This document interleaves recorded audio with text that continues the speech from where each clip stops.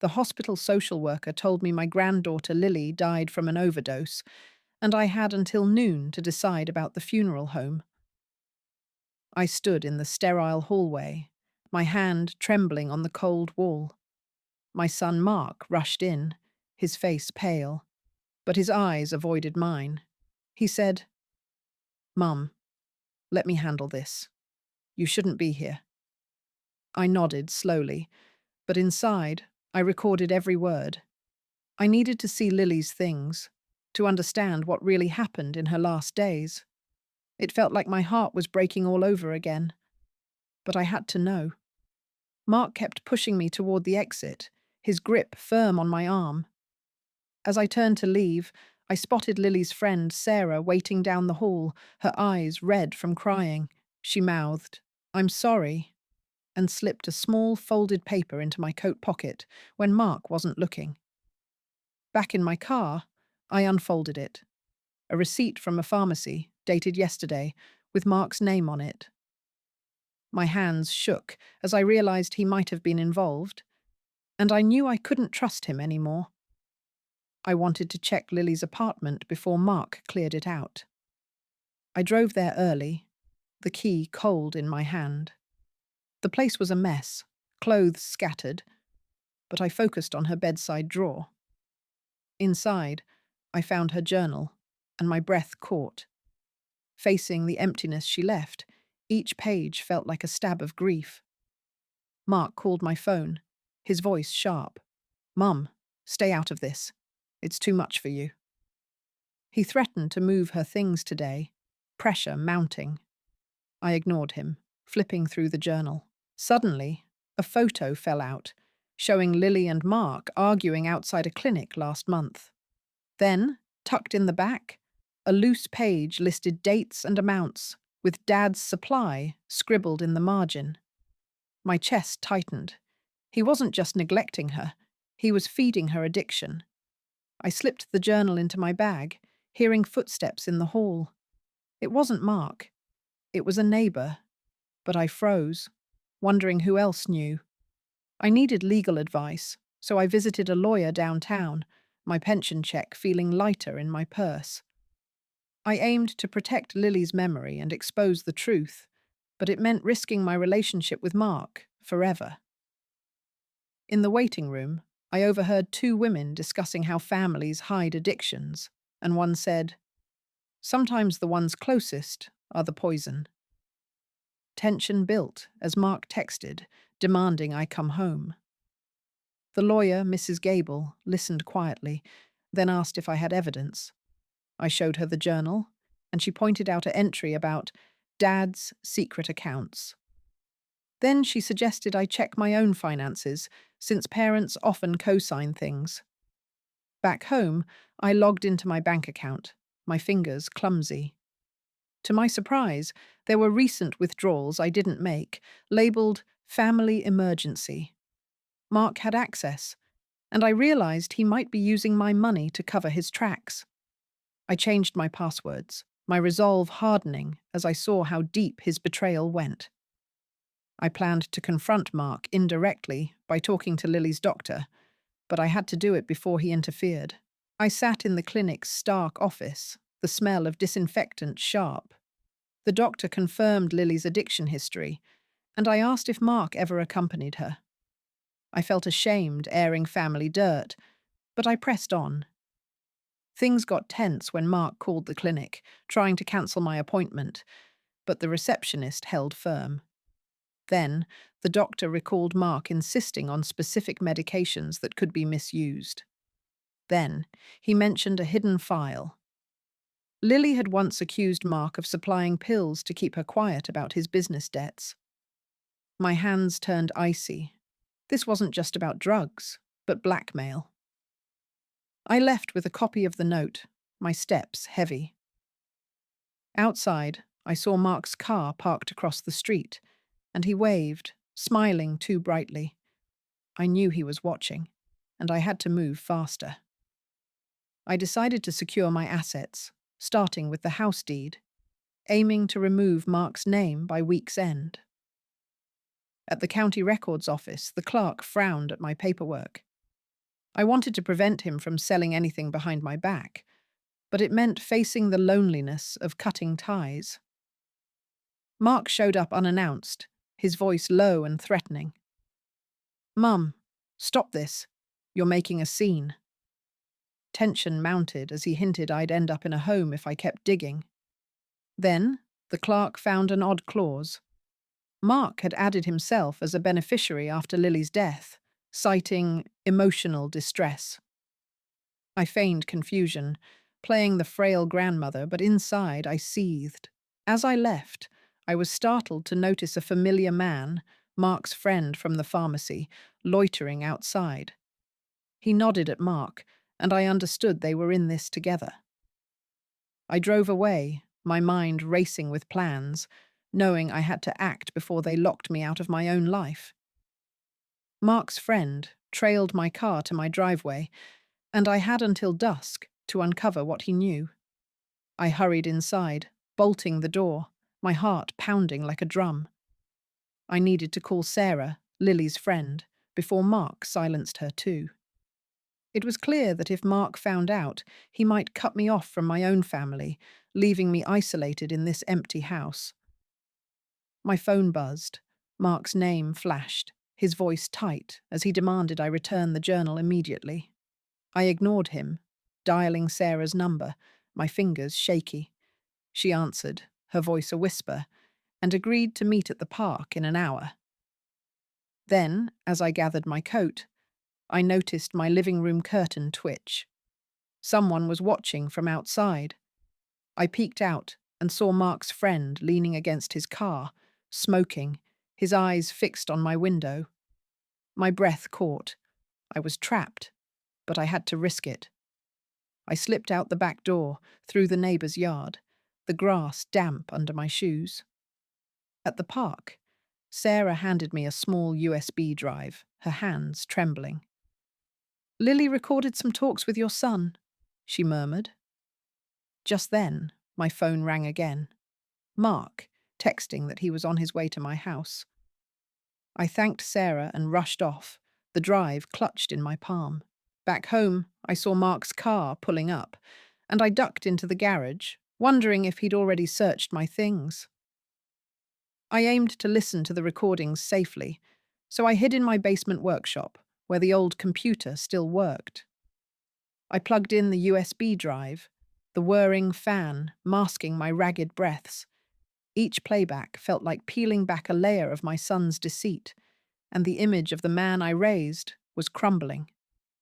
Mark pounded on the front door upstairs, his shouts echoing, "Mom, I know you're in there! Open up!" The situation grew more intense as he threatened to call a doctor, claiming I was unstable. I turned up the volume, and Lily's voice filled the room. She described Mark giving her pills to keep quiet about his hidden loans from shady lenders. Then, suddenly, a new voice joined in. Someone named Dr. Evans, discussing falsified prescriptions.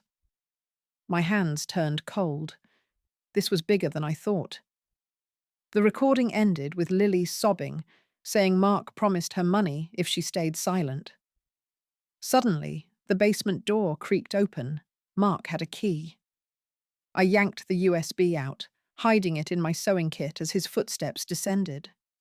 He glared at me, his face twisted, and snatched my phone from the table.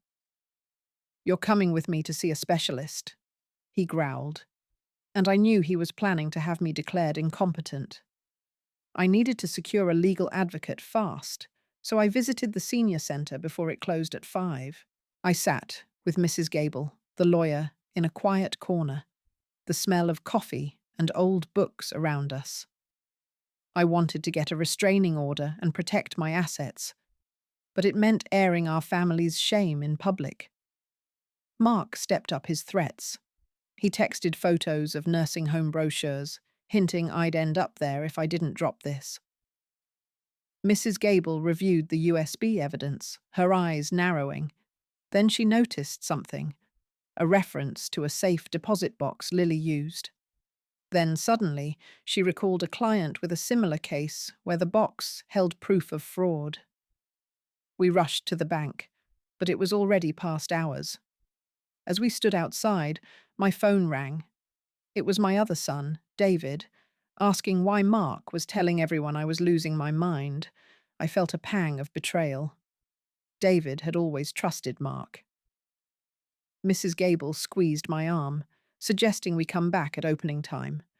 But as we parted, I saw Mark's car idling across the street, and he waved, a cold smile on his face.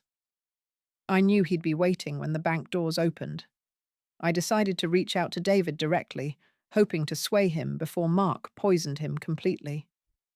I drove to his house, the familiar streets blurring through my tears. I wanted to show him the evidence and warn him about Mark's schemes, but it risked losing another child if he didn't believe me. David answered the door, his expression guarded, and Mark's influence was obvious. He'd already called David, saying I was delusional. We sat in the living room, grandchildren's toys scattered, and I played a snippet of the recording. David listened, his face pale. Then he shook his head. "Mum, Mark said you edited those to cause trouble," he said, his voice heavy. Then suddenly, my granddaughter Emma ran in, holding a drawing of Lily, and she mentioned seeing Uncle Mark with medicine bottles at her house last week. David's eyes widened, and he fell silent, conflicted. I handed him a copy of the pharmacy receipt, urging him to think. As I left, David promised to look into it, but my phone buzzed. A message from Mark. "Stay away from my brother, or you'll regret it." I got in my car, my hands shaking, and noticed a familiar sedan following me, Mark's friend again, tailing me home. I planned to gather all evidence and go to the police the next morning, so I spent the evening organizing files in my study. The stack of papers, journals, receipts, recordings, felt like a weight on my soul, and turning in my own son meant a loneliness I couldn't shake. Mark kept up his efforts. He called repeatedly, leaving voicemails that he was coming over to help me pack for a nice facility. I ignored him, focusing on labeling each item, when suddenly the doorbell rang, and it was Sarah, her face tear-streaked, holding a small notebook. "Lily hid this at my place," she whispered, handing it over before hurrying away. Inside, I found lists of dates and names, including Mark's business partner, and notes about a meeting at a local diner. Then, unexpectedly, the last entry mentioned a hidden camera in Lily's old room, still recording. My heart raced. I had to check it before Mark did. I hurried upstairs, but as I reached the hallway, I heard a key in the front door. Mark stepped inside, holding a set of papers, and his eyes locked on the notebook in my hands. "Give that to me, Mum," he said, his voice low and dangerous, and I knew he wouldn't leave without it. Mark stood in my hallway, his hand outstretched for the notebook, and I had to keep it from him until Mrs. Gable arrived. I clutched the small book to my chest, my fingers trembling against the worn cover. I wanted to hide it safely and avoid a physical struggle, but doing so meant deepening the rift with my son, perhaps forever. He stepped closer, his breath sharp with anger, and growled, "You're causing trouble for nothing, Mum. Just hand it over." The pressure mounted as he mentioned calling a social worker to evaluate me, his threats hanging in the air like a bad smell. I backed toward the kitchen table, my mind racing, when suddenly the doorbell rang. Mrs. Gable was early. Mark's expression shifted to a forced calm, but his eyes stayed fixed on the notebook. As I moved to answer, I slipped the book under a stack of mail on the counter, my heart thudding. Mrs. Gable stepped in, her briefcase in hand, and greeted us both. "Then," Mark interrupted, saying he was just leaving, but as he turned, he snatched the mail pile, and the notebook tumbled to the floor. He bent to pick it up, a smug look on his face, But Mrs. Gable stepped forward, her voice firm. "That looks like evidence, Mark. I suggest you leave it." He hesitated, his jaw tight, and I felt a surge of relief. But as he stormed out, he whispered, "This isn't over, Mum." I locked the door behind him, my hands shaking, and Mrs. Gable helped me gather the papers.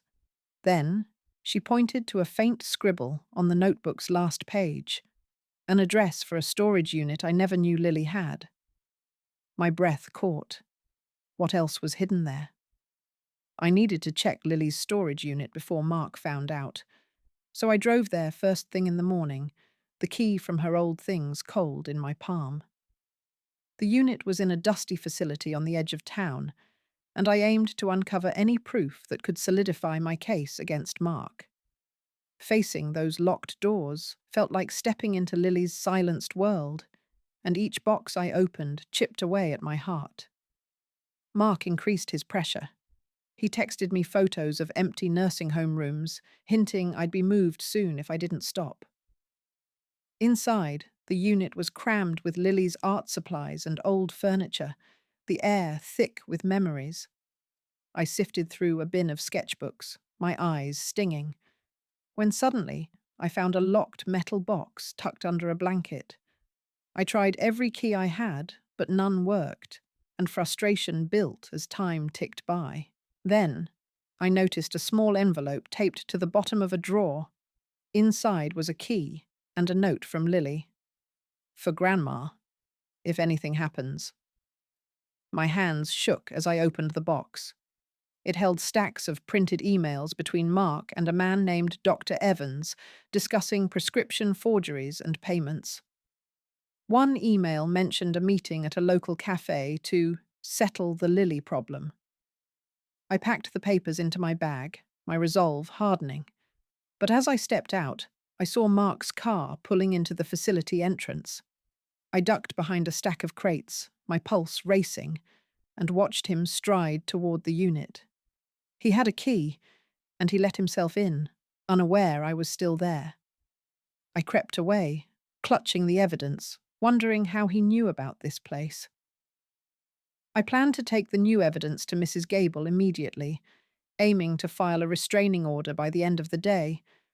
I sat in her office, the emails spread on her desk, the hum of the computer filling the quiet room. I wanted to legally block Mark from my home and assets, but it meant exposing my family's darkest secrets in court. Mark retaliated quickly. He called David, who phoned me, his voice strained, asking why I was tearing the family apart. Mrs. Gable reviewed the emails, her fingers tapping the keyboard. Then she paused, pointing to a reference to a joint bank account Mark shared with Lily. "We should check if he's still accessing it," she said, and we logged into the bank's online portal. The account showed recent large withdrawals, all labeled repayment, and one transaction linked to a pharmacy I recognized. Then, suddenly, Mrs. Gable noticed a clause in my will that Mark had altered after Lily's death, giving him power over my medical decisions. I felt a chill. He was preparing to have me declared incompetent. We drafted the restraining order papers, but as we finished, my phone buzzed. A message from Mark. "I know you were at the storage unit. Stay away, or I'll have you committed today." I thanked Mrs. Gable and left, my steps heavy. Outside, I saw David waiting in his car, his face unreadable, and he motioned for me to come over. I approached slowly, unsure if he was here to help or hinder. I decided to confront David directly, hoping to win him over before Mark turned him completely against me. We sat in his car, the engine off, and the silence between us felt heavier than any argument.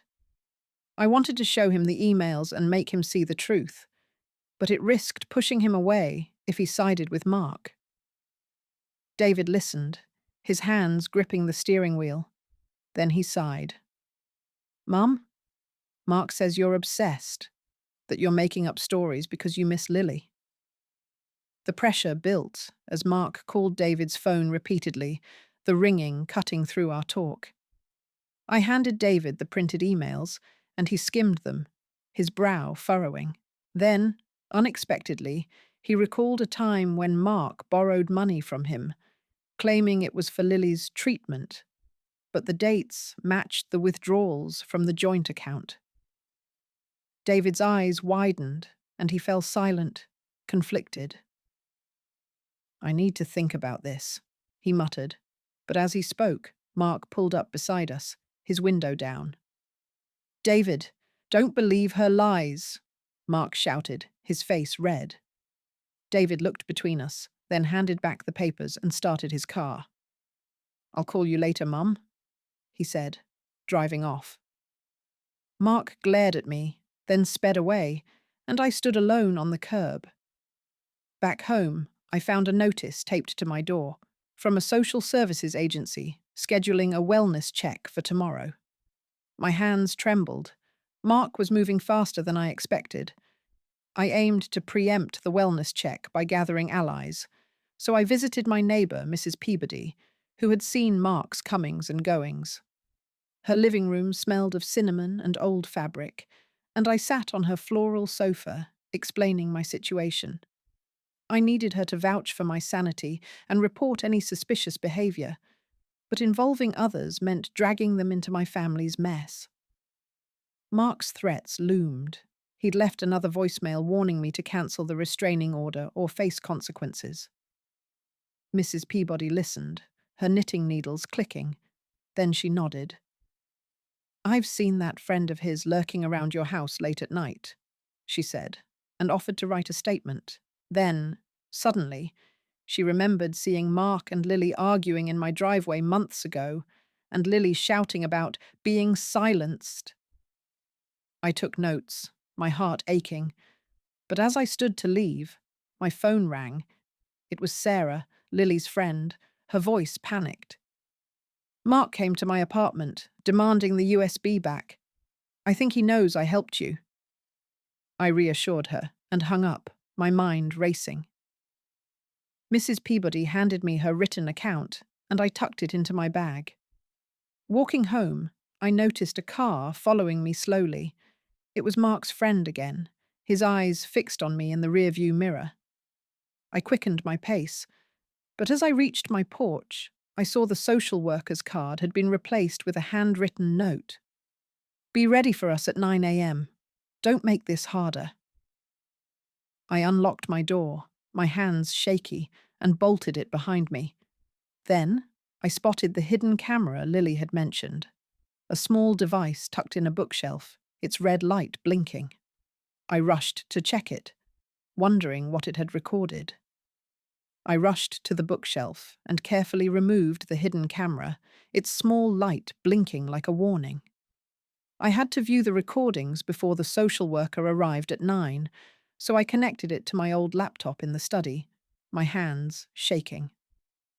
I wanted to find proof of Mark's actions to protect myself, but watching my son betray us would tear another piece of my heart. Mark's pressure intensified. He texted, "Be ready for the visit, Mom. They'll see you're not fit to live alone." The laptop screen flickered to life, and I scanned through files dated around Lily's last weeks. Most showed empty rooms, but then I found a clip from 2 nights ago. Mark and his friend searching my desk, discussing how to plant prescription bottles to make me look addicted. My breath caught. He was framing me. Suddenly, the doorbell rang, and I minimized the screen, my pulse racing. It was Mrs. Peabody, holding a plate of cookies, but her eyes were wide. "I saw Mark's car circling the block," she whispered. I thanked her and locked the door, then noticed a new file on the camera, a recording from today showing Mark slipping a paper under my mat. I retrieved it. A forged doctor's note claiming I was unstable. I hid the camera and note in my sewing kit, just as my phone buzzed with another message from Mark. "I know you have the camera. Don't make me come in there." I stood frozen, realizing he might have a key to my house. I needed to get the camera footage to Mrs. Gable before the wellness check, so I drove to her office as soon as it opened at 8. The morning traffic was slow, and I clutched the sewing kit on my lap, each red light feeling like a delay. I aimed to use the video as evidence in the restraining order, but exposing Mark's plot meant accepting that my son wanted me locked away. Mark kept up his threats. He called twice, leaving voicemails that he was concerned and had alerted the social worker about my paranoia. In Mrs. Gable's office, I played the footage, and she nodded grimly, then pointed out a timestamp where Mark mentioned a partner named Dr. Evans. "We need to report this to the police for fraud," she said, her voice steady. Then she noticed something in the background, a glimpse of Lily's photo on my desk and Mark pocketing it. My eyes stung. He was erasing her too. We drafted a statement for the police, but as we finished, my phone rang. It was David, his voice hesitant. "Mum? Mark says you're stealing family items. Is it true?" I explained briefly, but he hung up, unsure. Mrs. Gable handed me copies of the documents, and I left, feeling a weight lift slightly. But outside, I saw Mark's friend leaning against a car across the street, watching me. I hurried to my car, and as I drove off, I noticed him following me. I took a detour through side streets, my hands tight on the wheel, and lost him near the grocery store. Back home, I parked and saw the social worker's car already in my driveway. She was early. The social worker stood on my porch, her clipboard in hand, and I had to appear calm and competent during this unscheduled visit. I invited her inside, the smell of lemon polish from my morning cleaning hanging in the air. I wanted to pass this assessment and show I was capable, but the stress of pretending everything was fine made my head ache. Mark's influence was clear. She mentioned receiving concerns about my memory and medication use. We sat in the living room, and I offered tea, my hands steady as I poured. She asked about my daily routines, and I described my gardening and visits with friends, omitting the turmoil. Then she brought up Lily, noting how grief might affect me, and I felt a surge of anger, but kept my voice even. I showed her my organized bills and photos with grandchildren, and she seemed satisfied. But then, unexpectedly, she asked about the hidden camera, saying a family member reported I was spying on people. My heart sank. Mark had twisted it. I explained it was Lily's for security, and she nodded, making notes. As she stood to leave, she said, "You seem well, but I'll file my report." I walked her out, relief washing over me, but then I saw Mark parked down the street, watching us. He gave a slight wave, and I knew he wasn't done. Back inside, I checked my phone. A message from David. "Can we talk? I'm worried about you." I sighed, unsure if he was on my side or Mark's. I decided to meet David at a neutral place, hoping to win his support before Mark poisoned him further. We agreed on a quiet cafe downtown, and I arrived early, the smell of coffee and pastries soothing my nerves. I wanted to share the evidence and convince him of Mark's guilt, but if he rejected it, I might lose another child. David came in, his expression troubled, and we sat at a corner table. I showed him the camera footage on my tablet, and he watched silently, his face pale. "Mark said you edited this," he murmured, but his voice lacked conviction. The pressure mounted as Mark called David's phone repeatedly, but David ignored it. Then I handed him the forged doctor's note, and he recognized Mark's handwriting on the signature. David's shoulders slumped, and he whispered, "I didn't want to believe it." Suddenly, he recalled a time Mark asked him to cover a loan, claiming it was for Lily's therapy, but the money went missing. David's eyes filled with tears, and he apologized for doubting me. We hugged, and he promised to help, But as we left the cafe, Mark stormed in, his face red. "David, don't listen to her lies!" he shouted, grabbing David's arm. David pulled away, his voice firm. "I've seen enough, Mark." Mark glared at me, then spat out, "You'll regret this, Mom," before storming off. David walked me to my car, his support a small comfort. But as I drove home, I noticed a familiar sedan trailing me, Mark's friend again, and this time he followed closely, not bothering to hide. I aimed to secure my home and evidence, so I drove straight to the police station instead of home, the sedan still on my tail. I parked in the crowded lot, hoping the presence of officers would deter him. I wanted to file a report against Mark for fraud and harassment, but doing so meant making our family drama public. Inside, the station was bustling, and I waited my turn, clutching my folder of proof. An officer listened as I showed the footage and forged note, and he agreed to investigate, noting it as elder abuse. The cost felt heavy. My son could face charges, but I knew it was for Lily. As I finished, my phone buzzed with a text from Mark. "You went to the police. You've crossed a line, Mum." The pressure intensified. I feared what he might do next. I left the station, and the sedan was gone. But when I reached home, I found my front door slightly ajar. My heart raced. Had Mark broken in? I stepped inside cautiously, and the house was quiet. But then I noticed my desk drawers were open, papers scattered. Someone had searched the place. I checked the sewing kit. The camera and note were still there, thank goodness. But on the floor, I spotted a dropped business card, Dr. Evans, with a phone number scribbled on the back. I picked it up, my hands trembling, and realized Mark must have been here with his partner. I locked the door and called Mrs. Gable, updating her. Then I heard a noise from the backyard, a twig snapping. I peered out the window and saw a shadow moving near the fence. It was too dark to see clearly, but I knew I wasn't safe alone. I grabbed my phone to call David, but it rang before I could dial. It was an unknown number, and a voice I didn't recognize said, "Stop digging, or you'll end up like Lily." The line went dead, and I stood frozen, fear icing my veins. The threatening call left me shaking, and I had to secure my home before dark. I immediately called David, my voice trembling as I described the broken door and the warning. I needed to gather my essential documents and evidence to stay at a safe place, but leaving my house felt like abandoning Lily's memory.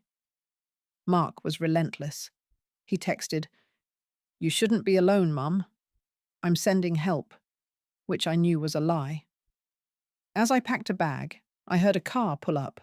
It was David, arriving sooner than expected, his face grim. He helped me check the locks and gather the files, and then he noticed a small folded paper stuck in the door jamb that I'd missed. It was a receipt from a drugstore, dated the day Lily died, with Mark's signature for a powerful painkiller. My hands froze. This was direct proof he bought the drugs. David's eyes widened, and he promised to take me to his house for the night. But as we stepped outside, we saw Mark's friend's sedan parked down the street, engine running. David confronted him, but the man drove off quickly. We got into David's car, and I clutched the receipt, feeling a mix of relief and dread. Then, my phone buzzed with a message from an unknown number. "Running won't save you." I showed David, and he sped up, his knuckles white on the wheel. We arrived at his home, but as we walked in, I noticed his wife, Karen, looking uneasy. She whispered that Mark had called earlier, demanding to know where I was. I knew even here, I wasn't completely safe. I needed to digitize all my evidence and send copies to Mrs. Gable by morning. So I used David's computer in his study, the hum of the machine a steady companion. I had to create backups to prevent Mark from destroying anything, but the process made me relive Lily's suffering with each file. Mark increased his attacks. He called David's landline, leaving a voicemail that I was endangering the family, and he'd involve child services if I stayed. David stood by me, his support a small comfort, but the tension made the air thick. I scanned the receipt and other papers, my fingers clumsy on the keyboard, when suddenly I found an old email from Lily to me, buried in my saved folder. It mentioned a safe place where she hid more evidence, under the floorboards in her old room at my house. My breath caught.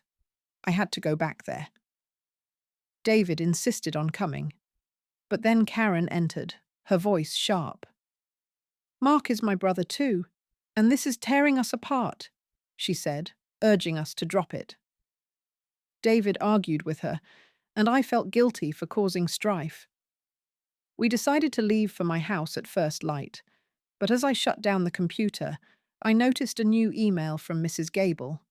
She'd received a complaint from Mark about me harassing him. I replied with the new evidence, my resolve hardening. Later, as I tried to sleep in David's guest room, I heard a noise outside, a car door closing. I peeked through the window and saw Mark's friend talking to Karen in the driveway. My heart sank. Was she on his side? I had to retrieve the evidence from under Lily's floorboards before Mark found out, so David and I drove to my house at dawn, the streets quiet and grey.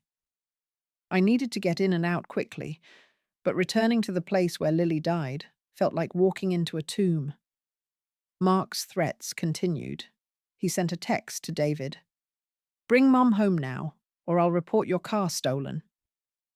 We ignored him, parking a block away to avoid notice. Inside, the house was cold and still, and I went straight to Lily's old room, the memories flooding back. I pried up a loose floorboard near the bed, my hands shaking, and found a sealed plastic bag with a small notebook and a USB drive. The notebook contained detailed accounts of Mark's meetings with Dr. Evans, including dates and amounts of money exchanged. My eyes stung. Lily had been documenting it all. Suddenly, we heard a key in the front door. It was Mark, letting himself in with his key. David and I hid in the closet, holding our breath. Mark searched the room, muttering about that stupid hiding spot, but he didn't find us. After he left, we slipped out the back door, the evidence secure in my bag. As we drove away, I saw Mark on the phone, his face furious. David dropped me at a cafe to meet Mrs. Gable, but when I arrived, she wasn't there. Instead, I got a call from her assistant. Mrs. Gable had been in a minor car accident that morning and was at the hospital. My stomach tightened. Was it really an accident? I decided to visit Mrs. Gable at the hospital to ensure she was okay and deliver the new evidence, hoping to do it before visiting hours ended. The hospital corridors were bright and noisy, and I found her in a room, her arm bandaged, but her spirit unbroken. I needed to update her on the latest findings and plan our next legal steps, but seeing her injured made me fear Mark's reach was extending. She reviewed the notebook, her eyes narrowing, then pointed out a entry about Mark using a fake identity to rent a storage unit for supplies. "We need to report this to the police as fraud," she said.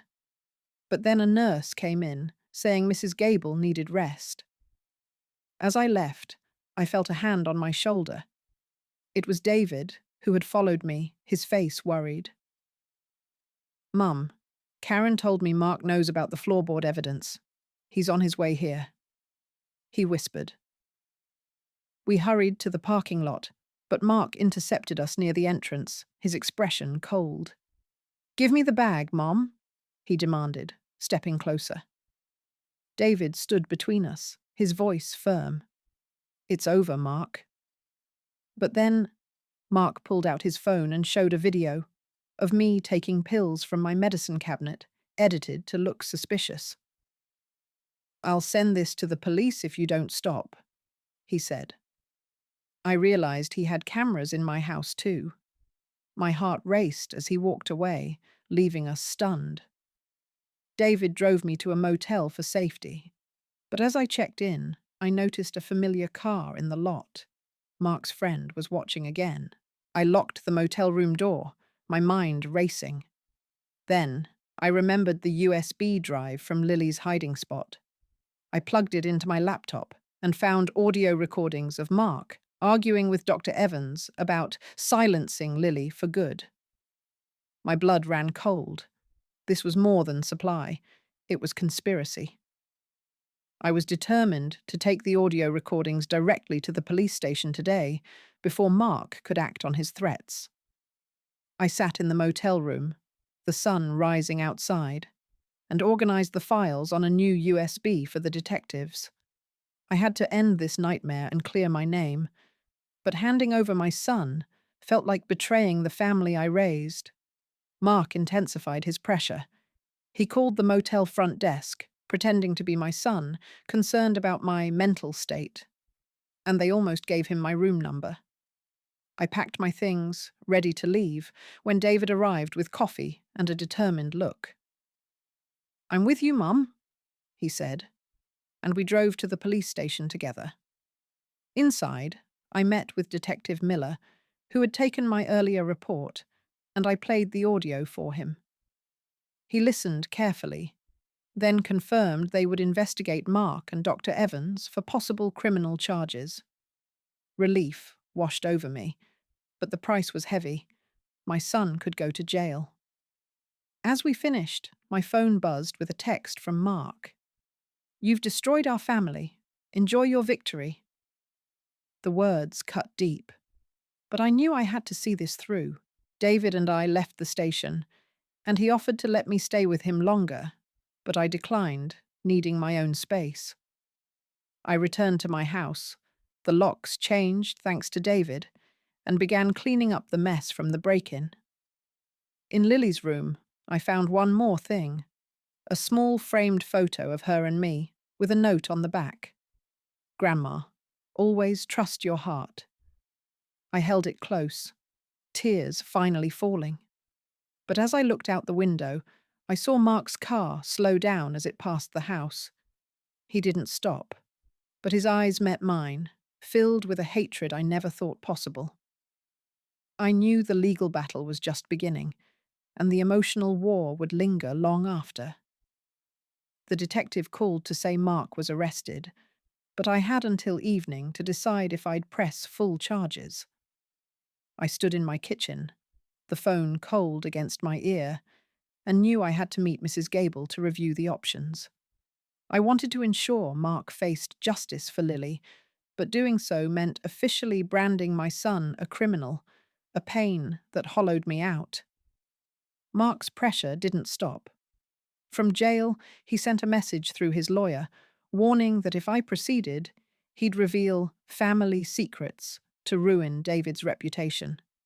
I drove to Mrs. Gable's office, the streets blurry through my tears, and she laid out the case. Fraud, elder abuse, and possible charges related to Lily's death. Then, suddenly, David called, his voice shaky. He'd received a package from Mark containing old photos of us all, with a note. "Remember what we lose?" The emotional blackmail tightened its grip, but Mrs. Gable interrupted, pointing to a clause that could protect David from defamation. We decided to move forward, but as I left, I saw Mark's friend loitering outside the building, taking pictures of me. I hurried to my car, and when I got home, I found an envelope slipped under my door. Inside was a copy of my will with Mark's forged signature, claiming I'd left him everything. My hands trembled. He was still trying to control things from behind bars.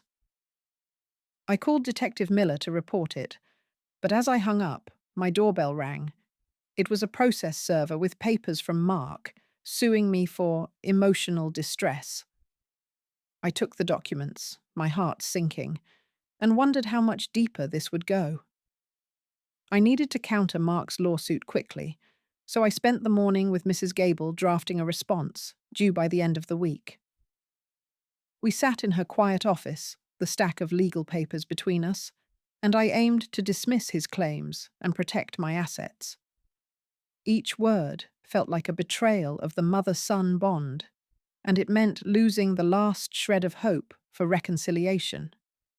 Mark's lawyer kept calling, insisting I drop the criminal charges or face a public airing of family dirt. Mrs. Gable worked steadily, then paused, noticing something in Mark's suit. He cited an old loan I'd given him for Lily's college, twisting it into undue influence. Then, unexpectedly, David arrived, his face grim, holding a box of Lily's things he'd found in his attic. Inside, we discovered her diary from years ago, where she wrote about Mark's early business deals and how he'd involve her to keep quiet. One entry mentioned a safe deposit key hidden in my house. My breath caught. There was more evidence. We rushed to my place and found the key taped under a drawer in Lily's old room. But as we left for the bank, I got a text from an unknown number. "Stop now, or David's job is next." I showed David, and he squared his shoulders, saying, "I'm not backing down." At the bank, the manager informed us the box was rented under a fake name, and we'd need a court order to open it. The delay felt like another wall, but I knew we had to push through. I decided to seek the court order for the safe deposit box, aiming to file the paperwork before the weekend. At the courthouse, the lines were long, and the air smelled of old wood and anxiety. I wanted to uncover whatever Lily hid, but the process meant dragging her memory through more legal battles, and I felt weary to my bones. Mark's lawyer increased the pressure. He filed a motion to delay the criminal case, claiming new evidence of my instability.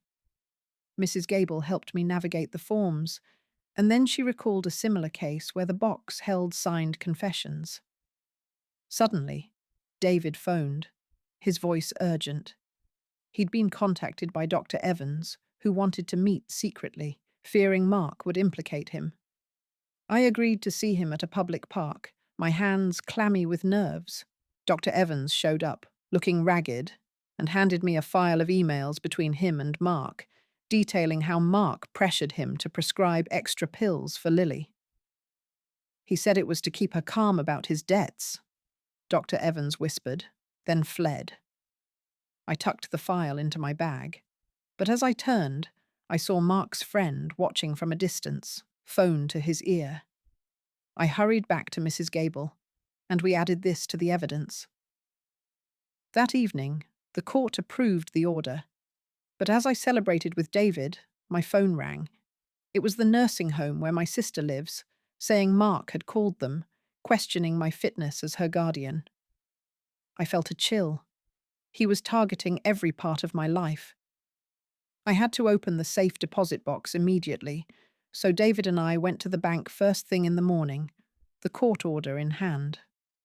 The box was small and cold, and inside we found Lily's handwritten letters to a friend, describing Mark's threats if she spoke out, and a list of bank accounts he'd opened in her name. I wanted to use this to strengthen the case, but reading her fears made my chest ache with a fresh grief. Mark's legal team ramped up their efforts. They sent a letter accusing me of planting evidence, and I had until Monday to respond.